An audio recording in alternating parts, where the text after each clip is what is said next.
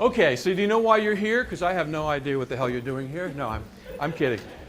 So why are you here? Who wants to start off by telling me why you're here? What do you think is going to happen in the next 45 minutes or so? So they really have no idea. Yes, good, thank you. Tell us about strategy. Oh, Jesus, you can read the thing. I'm going to talk about strategy and strategy everywhere, but how technology enables it all. So this is really a thinly veiled commercial for MIS, which in the real world is never referred to as MIS. It's referred to as IT, information technology, right? So if you're having a conversation with your parents and you say something about MIS, they will have no idea what you're talking about. But if you say IT, they'll know exactly what you're talking about, okay? So the challenge of this whole presentation, and really the challenge and big question for your life, is you're nothing without IT.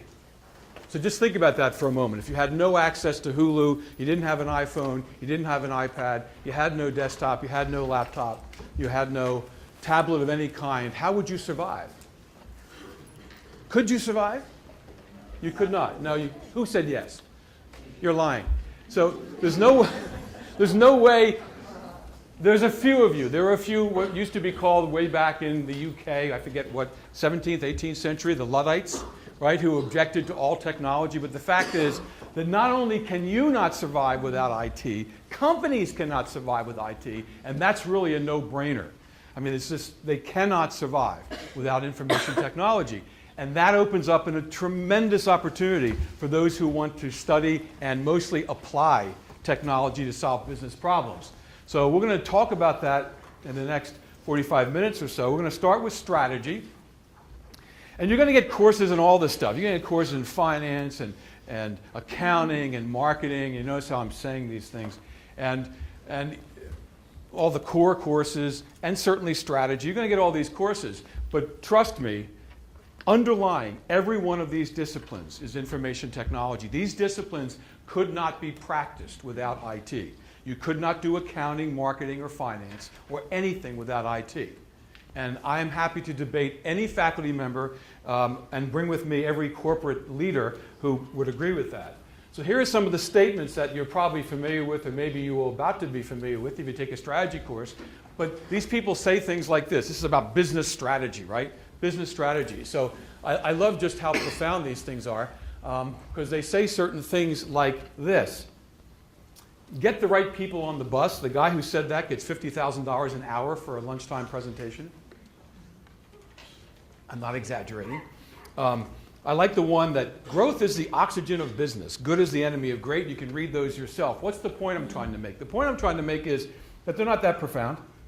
And they all end with technology. So just read those. Just take 30 seconds or 20 seconds if you can read fast. And just read those and think about what that means, right? And read the yellow if you don't want to read the white, assuming you're not colorblind. And this is the point I made in the beginning of the presentation. Without technology, there's no business. You could argue, depending on how obsessed you are with digital technology, you have no lives without technology. But all the major strategic challenges that companies face are only solvable with technology. You know what? They know it. They all know it. And we're going to talk about that. So if you look at the common kinds of perceptions around technology, which we'll talk about, there's really no distinction between one versus the other, but the dependency is now 100%. Now, we could not make this statement 20, 30, 40 years ago, not even close. But since the beginning of the 21st century, it's 100% dependent. This was the view of the world in business in the 20th century. 20th century strategy. What's the company's business model? Who are they selling to, right? General Motors, well, they're selling cars. Who are they selling them to? They have models, insurance companies. They have business models that try to find people. And they employ the disciplines and people that work in those disciplines to do marketing, finance, technology, innovation, and sales, all the things that you're familiar with since you're in the business school. But what's happened more recently is technology is now in the middle. It's now all about technology. Everything now revolves around that because you cannot do any of those things without technology. And again, believe me, because I do a lot of work in the private sector, and my background is one that I have worked for companies as a chief information officer and as a chief technology officer. And They know this. They understand the dependency 100%. So the people in the private sector, I don't need to make this presentation to them. They already get it. So when they think about the business challenges going forward, they think about these kinds of things, and then they want to know what the role of technology is. And what we're going to do in the next, say, 15 or 20 minutes is sort of very quickly go through these kinds of 21st century business challenges and then look at the role the technology plays. So how do you find new customers? You follow them around, new and existing customers. And this whole thing, this whole approach in technology is called location awareness or location-enabled services. How many of you are familiar with that? How many people here are members of Foursquare? Come on, you're kidding, right? Foursquare, have you heard of Foursquare?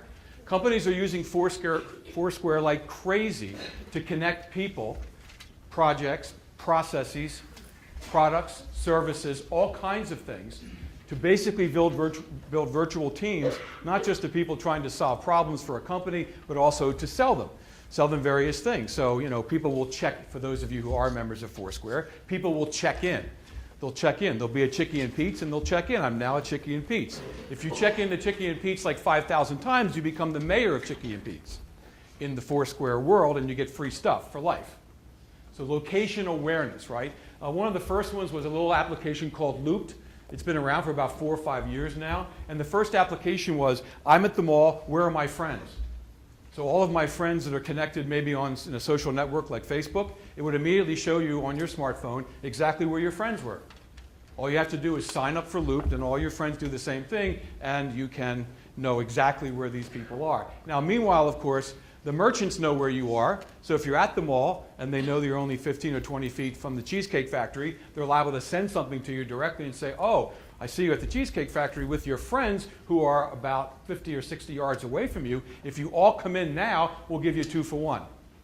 That kind of stuff, right? So what's happening is that companies now are tracking their customers over time. So many examples of this. And people build these applications. People build these applications, they figure out which companies can best use these kinds of applications, then they collect all the data around what's happening with those applications, and they enable themselves to increase revenue by finding new customers and servicing their existing customers better. So this is more examples of this. This goes on forever. I will not bore you with this going on forever, although if you want a viable career doing stuff like this, this is pretty cool stuff. I mean, you can always be an accountant, for crying out loud. You've got to be careful, I'm being videotaped. You've got to be careful what I say about the other disciplines. But seriously, if you want something more dynamic, this is brand new stuff, brand new stuff. So how do you acquire and scale technology? Now, this is interesting. How many of you have heard of cloud computing? I suspect all of you have. Good. So you're doing the readings. What is it, the 4th or 5th chapter? It appears for the first time. So you better know about it. It is a phenomenal change in the way we deliver technology, right? So one of the hats that I've worn in previous lives is a venture capitalist. Say back in 1995, 2000, up until about 2000, when a new company raised money, right? So entrepreneurs come in, they pitch a VC, venture capitalist, and you ask them the question you always ask them, what is the use of the proceeds? When you raise this money to get your company off the ground, how are you going to spend the money? Well, back in the day, 13 years ago, they would say, well, we're going to buy technology. And about 10 or 15% of the money, 10 or 15% of the money raised would go for technology. Do you know what it is now? What is it today? Anyone want to guess? 80. You want to guess again? You're on the right track. Can you do this? 1%. Okay, so I'm an entrepreneur and I raised $10 million. I have 1% going to technology. Why is that the case? Cheaper. What am I doing with it? I'm renting it. Cloud computing. I'm not buying anything. Back in the day, just 13 years ago, companies would have to buy all this stuff. They'd buy the hardware, they'd buy the servers, and they'd have to have people install it and support it. And now they don't do that anymore. Now they just, Microsoft made the announcement they were going to have a version of Microsoft Office for the iPad. They made that announcement kind of quietly about a year ago, right? And now what have they decided to do? They're still going to probably do it, but now Office 365 is now basically changing that whole model. That means Office in the cloud. Microsoft Word, PowerPoint, Excel in the cloud, right? So Office 365. So why do you have to even buy it even for the iPad? You don't. You can just rent it. You pay for what you use. This is a phenomenal change in the way technology is delivered. And I'll come back to this at the end of this discussion.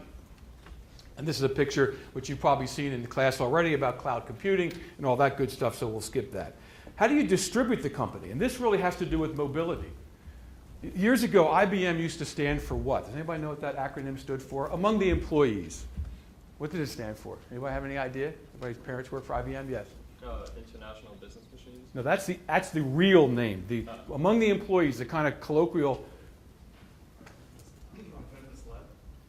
Geez, you're cynical. No, no, it doesn't mean I've been misled. No, it used to. I'll stop this right now because God knows what I'll get for IBM.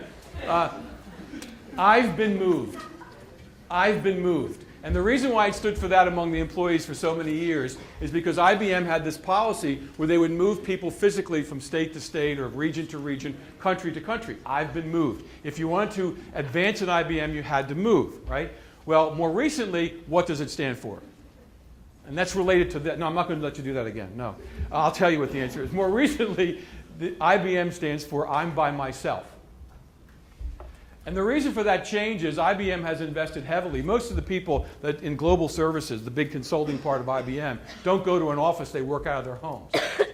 Right? So JetBlue, if you've ever flown on that airline, all the reservation people work out of their homes.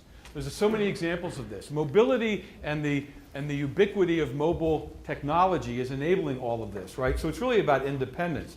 So when you think about, you must have a Starbucks card, right? So when you think about mobility, you simply go in, you swipe, and pretty soon, of course, not pretty soon, it doesn't have to be their own card. I mean, the debit cards and the gift cards are already obsolete. Now they're being integrated right into smartphones, right? So for pretty much everything, I assume when you fly that you have your boarding pass on your smartphone, that you don't print something out the night before. Maybe you do, but don't tell me because I'll be depressed because you're young and you should do the cool things. There's, again, so many applications, so many out there. And companies are beginning to figure out that, you know, we don't have to have real estate, we don't have to have offices, we don't have to invest in all kinds of technology, most of which can be in the cloud on behalf of both our employees and our customers. I mean, we're in a real sea change time. We're in a real change, right? Things are changing dramatically. This is arguably the most exciting time we've seen in technology ever. And without dating me, I began my career working at DARPA. Anybody know what DARPA is? D-A-R-P-A. Do not give me an answer for that acronym, please. Defense Advanced Research Projects Agency. Anybody heard of DARPA? No. Interesting. You have? DARPA created the internet. So DARPA was the agency that created the technology upon which the internet was built. The first deployment of that was the ARPANET, A-R-P-A-N-E-T. And there's a great videotape of a bunch of people that worked on the ARPANET and all that technology. And this relates directly to how exciting a time this is. And it's a videotape that was released just a few years ago. And it shows Bob Kahn and Vince Cerf, the two people who create the underlying technology, and a bunch of us in a room, and they were presenting to us. And the camera panned away from them and went to the audience, and everyone was asleep. And the title of that videotape is Birth of the Internet, right? So I bring that up because that's pretty exciting. And then in the 90s, late 90s, when we had the explosion of the internet, then a lot of people were very excited, right? The .com and all that kind of thing. New companies Amazon was formed, eBay was formed, companies you're very familiar with. They were arguably very exciting times. Today, if you bring the same people in the room, they will say what's happening today in terms of opportunities is dwarfing what happened when the internet was first made available en masse, right? And that was about, what, 1995, 1996, 1997. So this is a very exciting time. Mobility, location awareness, cloud computing, it just goes on and on. How about this? How about social media? I know you're in social media. How many of you are on Facebook? Everybody. Come on, the whole world. How many Twitter? Good. Social networking wasn't around 5 years ago, right? Not the way it is today. Companies are using social media now to do all kinds of things. Things maybe you don't even know about, but you'll know about in about 2 minutes. So when you think about the social conversation, you probably can't read that. But the point of that is that there's a lot of stuff going on, and Facebook and Twitter is only a small part of it. But companies are using social media now to do all kinds of things. All kinds of things, and we'll talk about a few of them. But there's your list. Obviously, customer service and social customer relationship management. So they're integrating, what their customers are saying in addition to their sales data. So a simple query from a CRM system or a database management system might be something like, show me my most profitable customers. I want a list of my most profitable customers. I want to know if the sales to those customers, since they're my most profitable, have increased over the past few years. This is a query against structured data. But how about this query? How about the query that says, do my customers like me or do they really hate me? Do they like my new menu in my restaurant or do they not like it? Do they like the service that I give or not? And so forth and so on. You can't answer those questions from a structured relational database management system unless you integrate unstructured social media in. So this is a simple example of people on, this is data that was actually collected on behalf of Apple. In one day, there's like 20,000 total posts. One day. Twitter, Facebook, the majority, right? And you get a real sense as to what people think about not just Apple in this case, but anybody. And these are tweets, blogs, and posts, right? And there are thousands upon thousands of them. And what we'll talk about now is what do companies do with this stuff and why is it so important? In addition to trying to avoid people being mad at them. The world has really changed in terms of the impact of the social conversation, and companies know this. Back to career opportunities, they're hiring social media listeners and engagers like crazy. They're hiring companies to listen on their behalf with social media technology.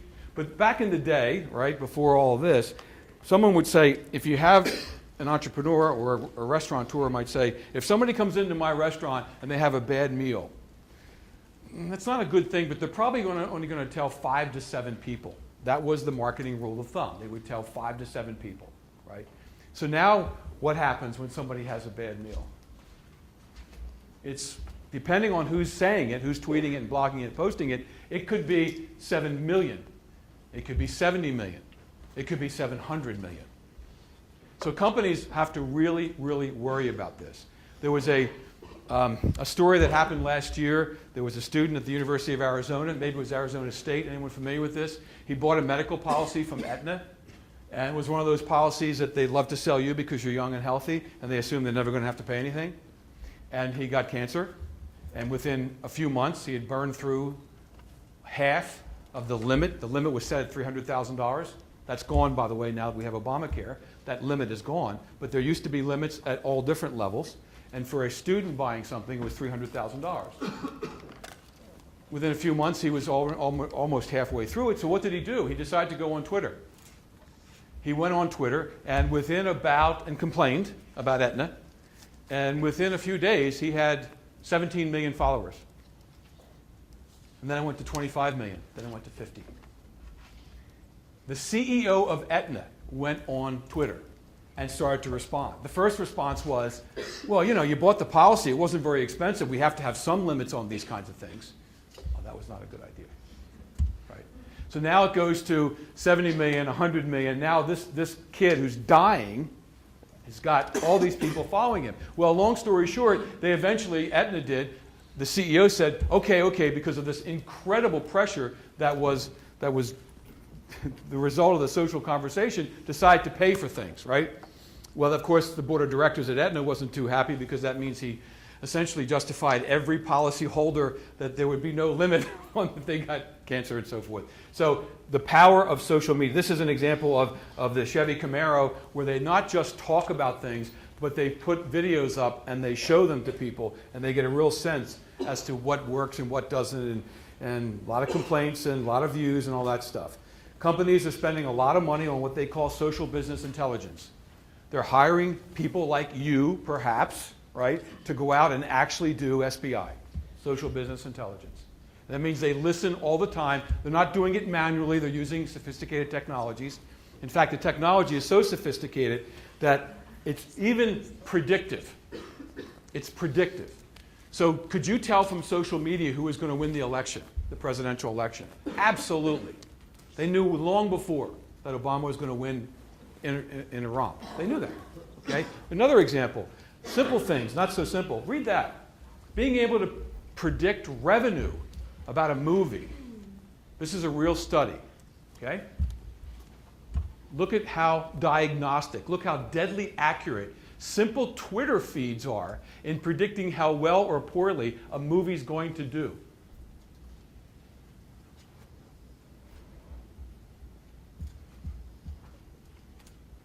You don't think companies are interested in this? Of course they are. They're very interested. Company I do some work with did a project for Cosmopolitan Magazine. Cosmopolitan Magazine, you're probably very familiar with it. The simple things. What are people saying about the magazine? What are people, who's reading it? You can do all kinds of demographic and all kinds of socioeconomic analysis based on tweets and posts and blogs and all that. And they discovered that a tremendous number of people, females, were reading Cosmopolitan in bed at night, drinking tea. Cosmopolitan had never accepted advertising from tea manufacturers. Because of this study, Cosmopolitan was able to go to the tea people and say, we've got like 50 million people that drink tea. Would you like to advertise in our magazine? Of course, right? That's the kind of thing you can discover with social media. So to say this is another hot area would be crazy, right? It's obviously on fire. Analytics. Analytics is interesting, and some of you have a minor in analytics. It's a terrific field. Especially when you marry it to big data, and big data analytics becomes even more valuable. Right now, if you were a data scientist, that is the new term, right? If you're a data scientist, that's someone who has a background in the ability to integrate and analyze both structured and unstructured data, and I gave you an example of that previously. If you could do that, your starting salary at a company like Ford or GE would be, anyone like to guess? Somewhere between $175,000 and $200,000. That's what they're paying right now for those people. Okay? So this is a different world. So being able to have a background in big data, we don't have a degree program in big data, for crying out loud. Analytics is terrific.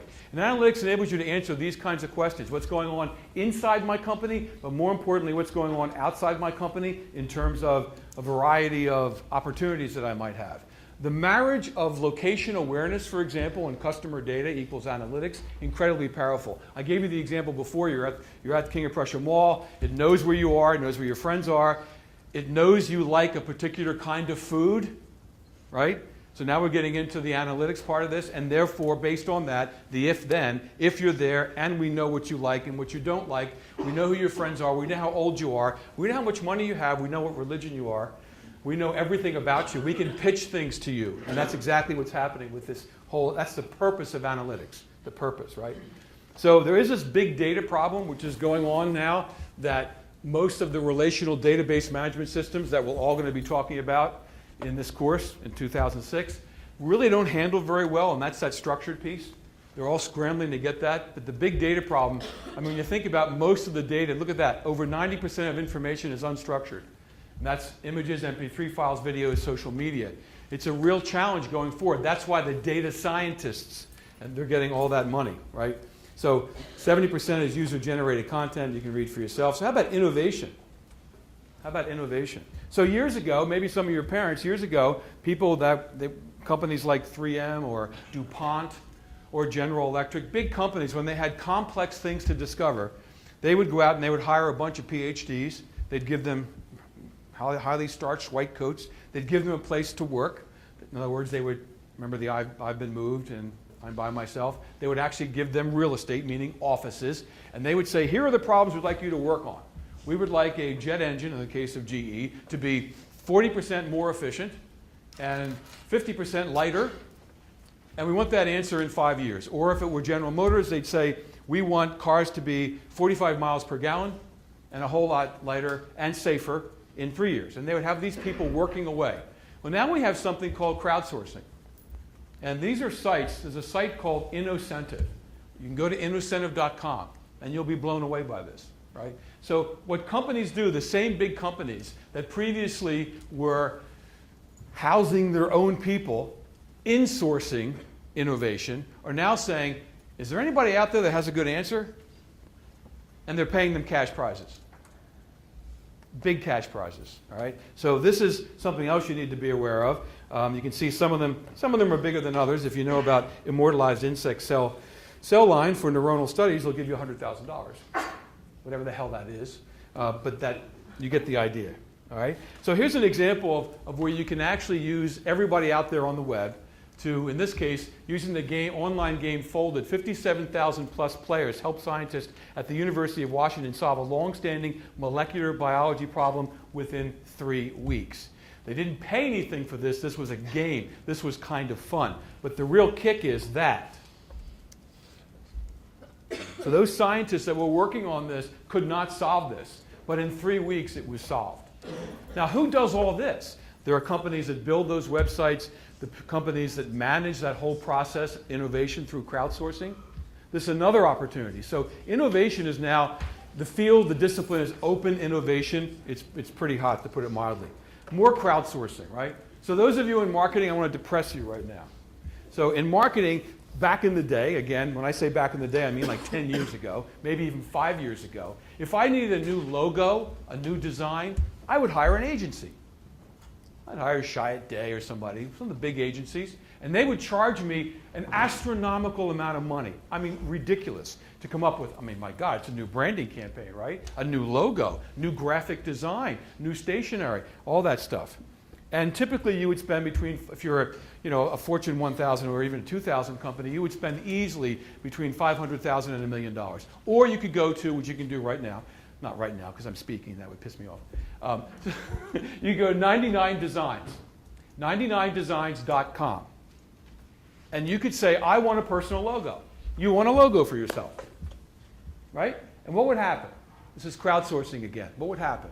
What would happen is that within a few days, you would get hundreds of ideas. Hundreds. And how much would you pay for that? Oh, probably $199. No exaggeration. All of these sites do all kinds of things. You need to go to sites like Mechanical Turk. I don't know if you've been to Mechanical Turk. TaskRabbit. Those are sort of like where little tasks get performed and people bid on them, and it's not very much money. World's changing. The people that understand this, the people that create and manage this, they'll own the future. Starbucks and IT, pretty obvious, right? Mobile payments, social media, of course. Desktop virtualization. Let me stop there for a second. Let me look at my time. It's good. Desktop virtualization is interesting because what Starbucks is doing is what Villanova is going to do. This whole idea of a laptop program, well, you have laptops, right? You got the laptop program, isn't that great? That's going to go away. And it's going to be replaced by virtual desktops, where when you walk on campus, regardless of your device, whether it's a tablet, whether it's a laptop, whatever it is, it will recognize you and drop all your courses onto that device and all the content for all the courses, all the books and everything else. So this idea of a standard machine inside of a company, gone. Absolutely gone. Within 5 years, companies will not be buying 5,000 Dells, right? And if you doubt that, look at Dell's stock over the past 5 years, right? It's down 50%. Oh, by the way, what is Dell considering doing now? Anybody know? A leveraged buyout. Take the company private. It's so cheap. Nobody wants the stock because Dell kind of missed it, right, in the sense of not having an aggressive platform strategy that involved tablets. I mean, yeah, they're all trying to catch up, but the iPad, which is the device I'm using here, is replacing all kinds of things. Beyond that, cloud computing, consumerization of IT, we talked about these things, competition for talent, and big data analytics, right? So they're really investing heavily in all of this stuff. And Starbucks is not alone. Every company is investing in all of these things. They have to survive. So 21st century strategy. Business moves fast. You can read for yourself. It's global. It's 24/7, obviously, right? So, 20, 30 years ago, this whole question of should we globalize? Well, now it's like, yeah, if you're going to sell to a lot of people, you are going to go globalize. They're cannibalistic and disruptive. They keep changing their business model. They keep moving quickly. The good news about strategy is that technology, those characteristics of strategy can be satisfied, can be addressed by technology. It moves faster than business. And we have a phenomenon now that we've never seen before in technology. I've never seen before, and I've applied a lot of technology. Never seen it, which is people will go off and just deploy technology that in the old days would be considered unproven. So a perfect example is iPads. So iPads were created. Corporate IT was saying things like, we're not sure if they're safe and secure, right? But the marketing departments went out and bought as many as they could get their hands on, and they bought thousands. And then they went out and they found people to develop applications, and they probably found people in a crowdsource, which you can, to develop an application for that, for marketing purposes, for $25,000 versus what you might spend, $500,000 to $1 million. And they went off and did it themselves, and it worked out just fine. And then corporate IT kind of caught up with it later on and said, yeah, it's basically safe. It's okay, go ahead and do it, because they realized they had no choice. What's happening? Technology and strategy are coming together. The first point I made at the beginning of this presentation, right? It's coming together. And there's certain things that have to be true. So one cannot exist without the other. You will not find a company, as your careers grow, you will not find a company that has silos of technology and marketing and accounting unless it's run by people who are 90 years old. Okay? You will not find that. Because today you can't do a new branding campaign, marketing campaign. You can't deploy a new ERP system. You can't do customer relationship management. You can't do anything without technology. You can't do anything. Companies realize this. So years ago, in the 80s and 90s, certainly, people would think of technology almost as an afterthought. We don't have to worry too much about this. Oh, sure, we'll backfill with technology. Now, your business model is driven by technology. It's driven by technology. So when I think about the emerging technologies, I look at all of these, and there's a relationship, right? And there's more to come. There's more to come. If you look at the list, social media, analytics, social media, location awareness, mobility, and cloud, if this were 2000, we wouldn't be having a conversation. We wouldn't be having a conversation. It's all brand new, right? And that's what's happening with this field. It keeps introducing new technologies that enable business processes, the first thing you said, because you read my chart. All right, so what do we do in the MIS major? I mean, we do all this stuff. I mean, I must say, even though I'm on camera, I don't like MIS because it doesn't track with corporations. They think of IT, information technology, right? Or they think of digital technology. And increasingly, they're not drawing, as I said, any separation between one and the other, business processes and the technology that enables them. So the major prepares you for that. Everything I talked about here, mobility, location awareness, cloud computing, crowdsourcing, all of those things are enabled by the major. And there's a big difference, obviously, between computer science, computer engineering, and MIS. You know that already.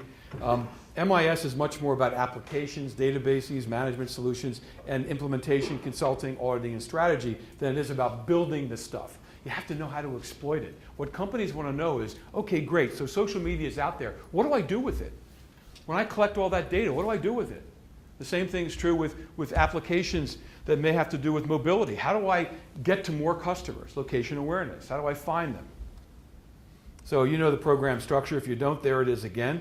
And increasingly, we're moving to the right, moving a lot of these new technologies, integrating them more into our courses and developing new courses. I just found out that I'm teaching a course in the fall called Emerging Technologies. Brand new course.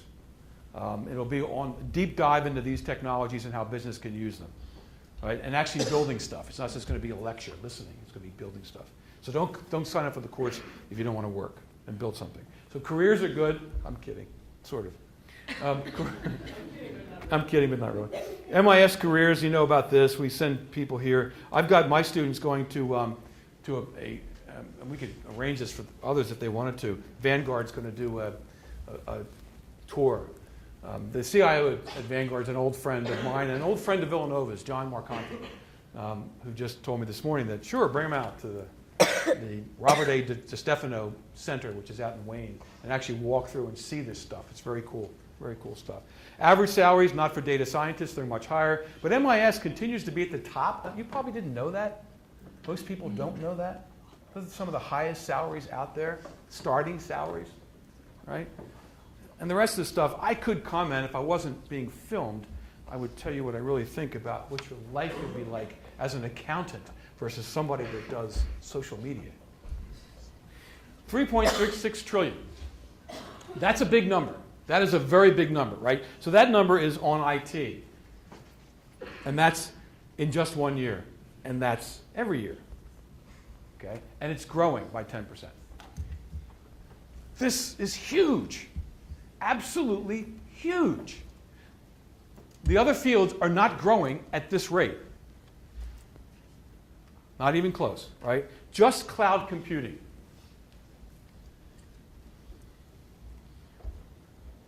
Just cloud, $1 trillion by 2015.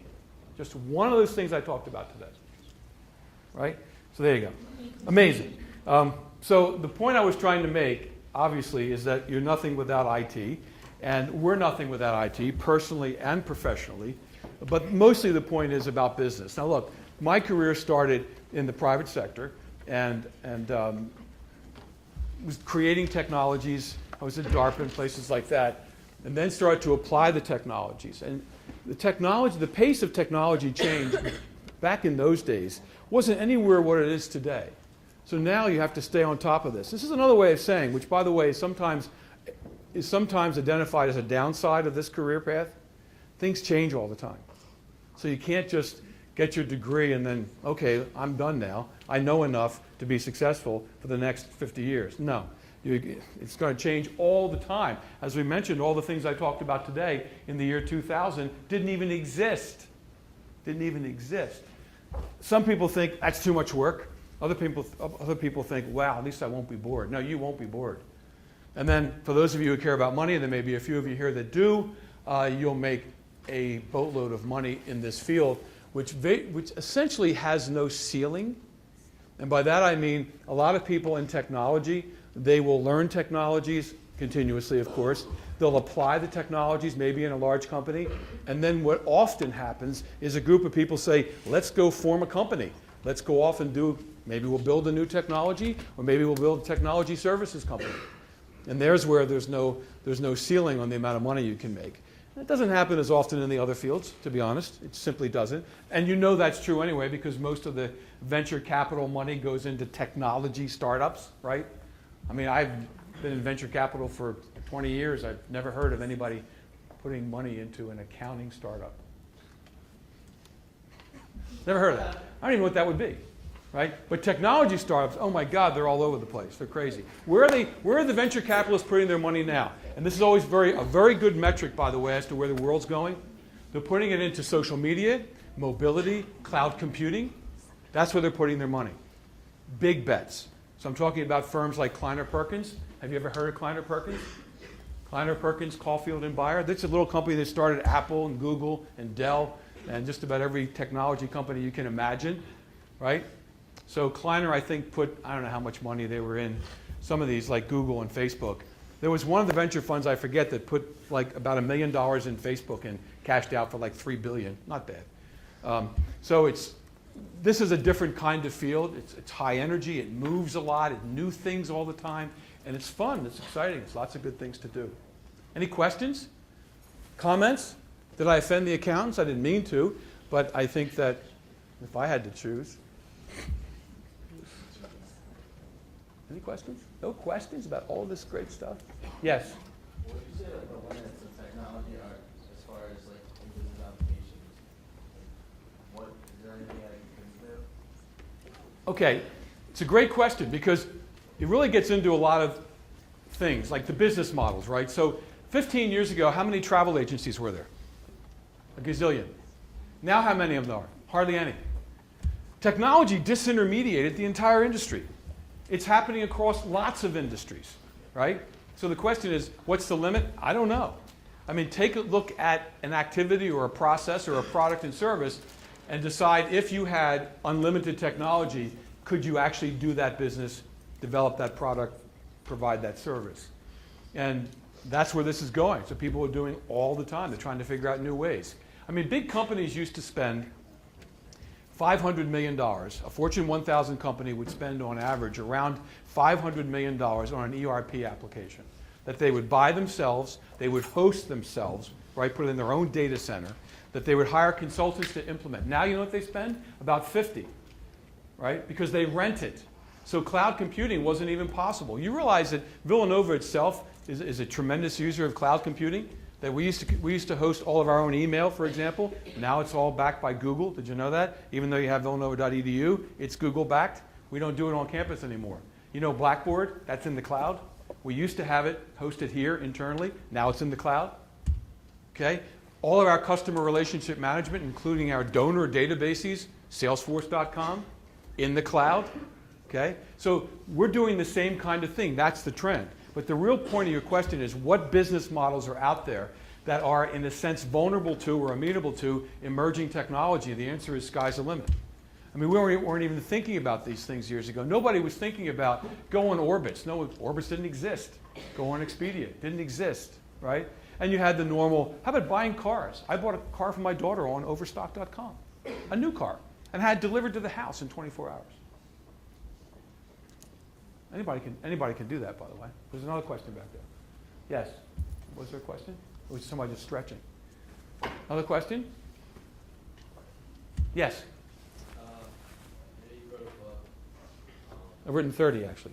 The book,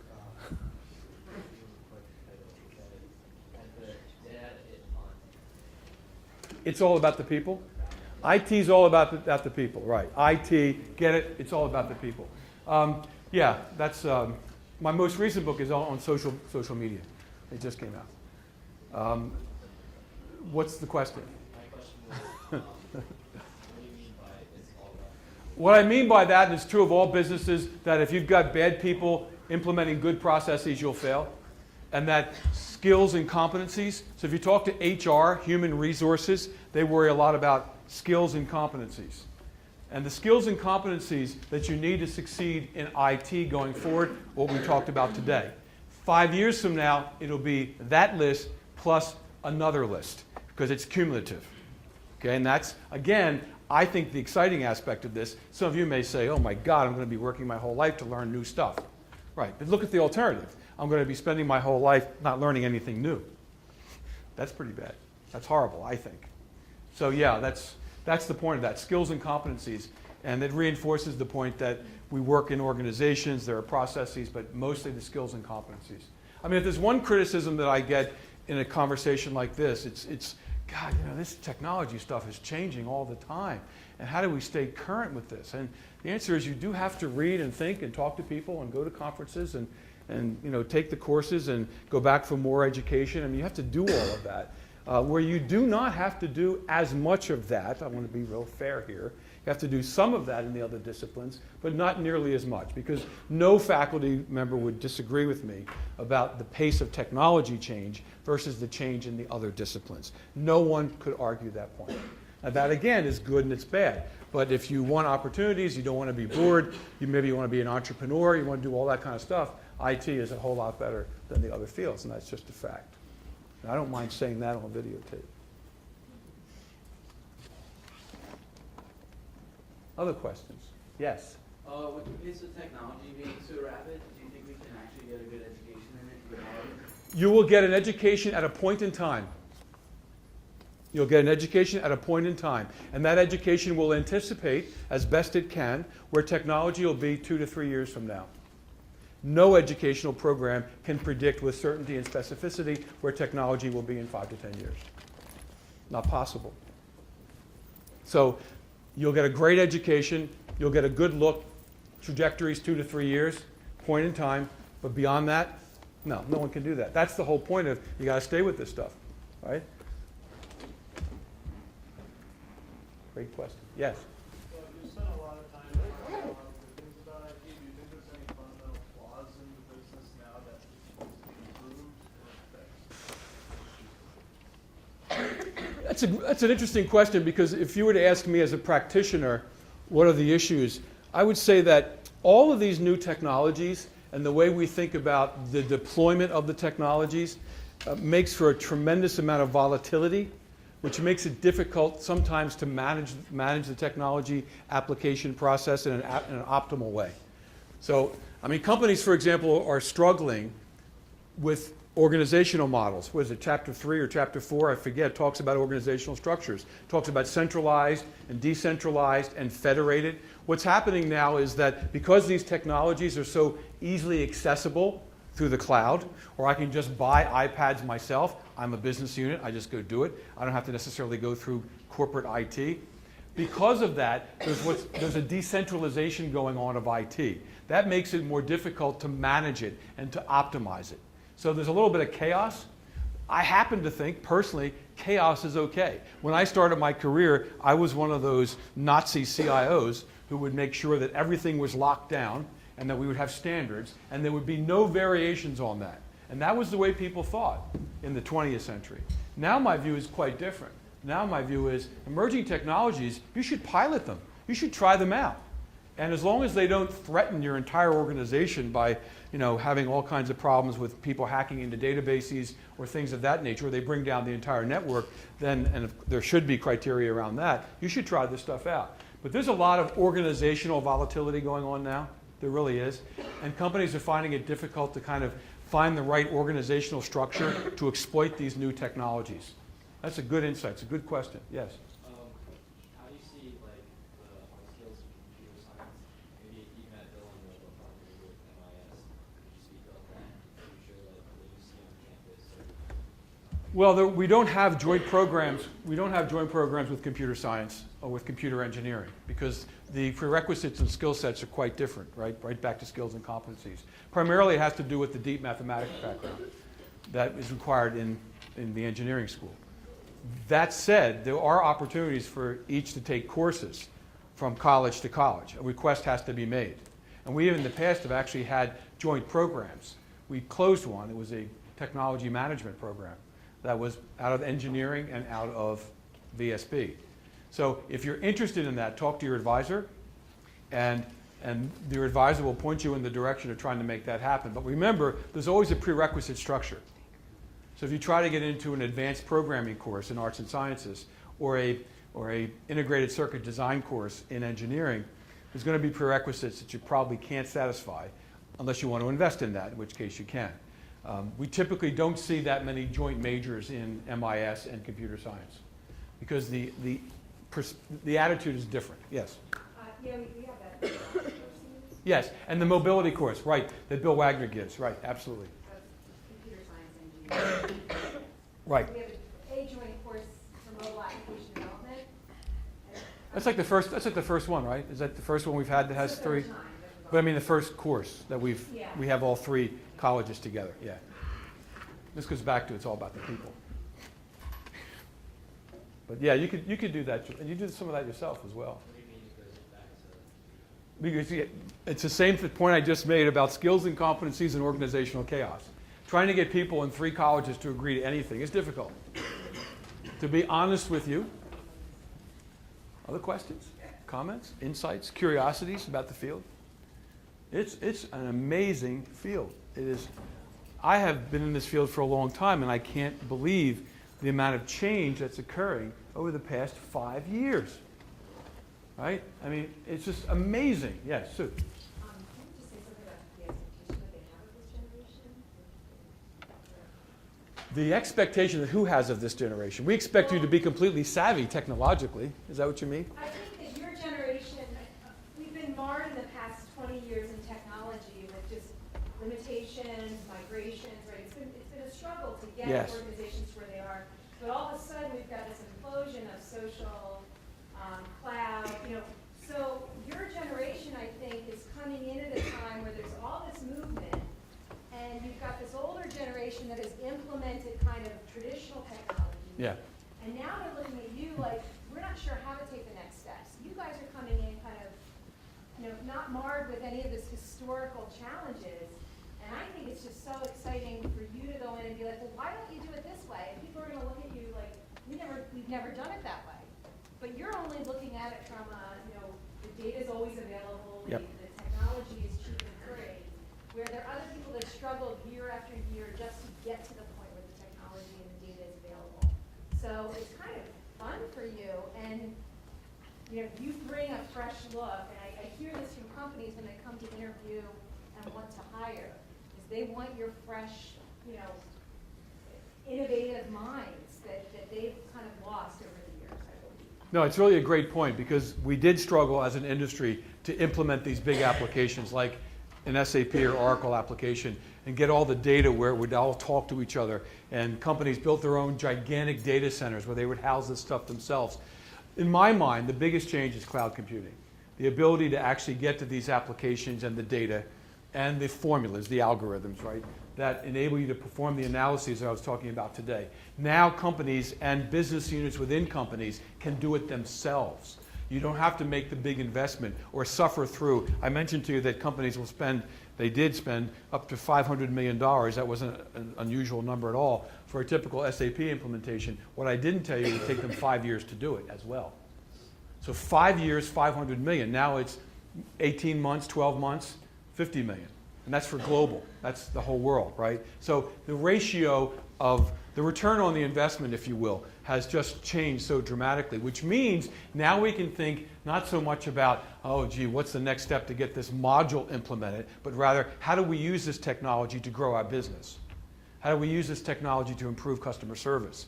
And that's the leverage going forward. And frankly, that's what's made MIS/IT more valuable, not less so, and I'll tell you why.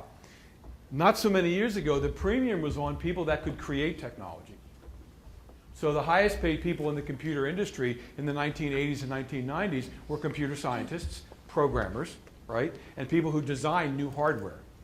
Today, the highest premium is now placed on those who know how to solve a business problem with technology, how to apply the technology, because its existence is taken as a given. And the number of programmers, when I was at Cigna, I was CTO at Cigna, we had 3,400 IT professionals. 3,400, just IT, right? Of the 3,400, about 2,000 of them did development. They were programmers. Today, that number's 100, right? So why is that? Because now people buy software off the shelf. They rent it from the cloud. They buy packaged applications. People don't do custom development anywhere near at the rate they used to do it. But what the companies are interested in now is, what do we do with this stuff? Social media listening. You mean people are talking about us? Yes. There are thousands of conversations about us every day. Well, what are they saying? That's an application. What are we going to do with that information when we learn what they're saying? Well, you can engage them. You can go back, right? So children's Tylenol, you know that story with Johnson & Johnson? A disaster in social media, right? I mean, there's all kinds of affinity. Moms. Companies are the most scared of moms of any affinity group in social media because they're active and they tell people, in fact, they did in this case, not just don't buy children's Tylenol, they said don't buy anything Johnson & Johnson makes. We don't trust the company. And we're not talking about 35 people saying this. We're talking about 75 million moms chanting in Facebook and Twitter these kinds of things. Back to engagement, what did Johnson & Johnson do? They had to get into that space, and they did. They started to react to them and talking to them in social media. So the question was, I mean, who builds the platforms? Who cares? Who cares about Facebook? It's there, right? Companies have to figure out how they're going to use it. So now the premium is on how do we exploit this technology for business purposes. That's the real push going forward. And it's much less about the creation of technology as it was 20 years ago. It's much more now about the application of technology. So arguably MIS/IT isn't the best place it's ever been. Yes? So for MIS majors, it's not crucial to have background in computer science and It's not crucial, but I'll tell you, it's good to have enough background in it so that you understand, you know, what the technology itself can do as opposed to actually being able to do it yourself. I would not say to someone who wants to specialize in the kinds of things I talked about today, to go in now and learn how to do advanced programming. I mean, I would not suggest that. But I would suggest understanding what a database is. I would suggest understanding how databases work and how they can be used, structured, unstructured data to solve business problems. I mean, you can't, unless you want to get 3 degrees, right? I mean, you can't do all of this. So if your inclination is to apply technology to solve business problems, you're in the right major with MIS. If you want to create technology, brand new technology, maybe the next generation mobile application, right, then you should be in computer science or computer engineering. Yes? I have a question. Sure. Biofacility, information technology Yeah. in itself is designed to eliminate something. Yes. With ease and convenience, there comes elimination of a variety of things. That means workers It can. as the technology age. No question. That's always been the case. Where does that seat, as everyone is racing for the newest greatest, the best? Where does that put us in the scheme of things as technology takes off and races to the end? Yeah, as I already suggested, this is a dynamic field. This is not a field that you can get your degree, to the question that was asked before, and then I'm fine now for the next 20 years. That's not the case here. I would be lying to you if I said that it's that static. It's not.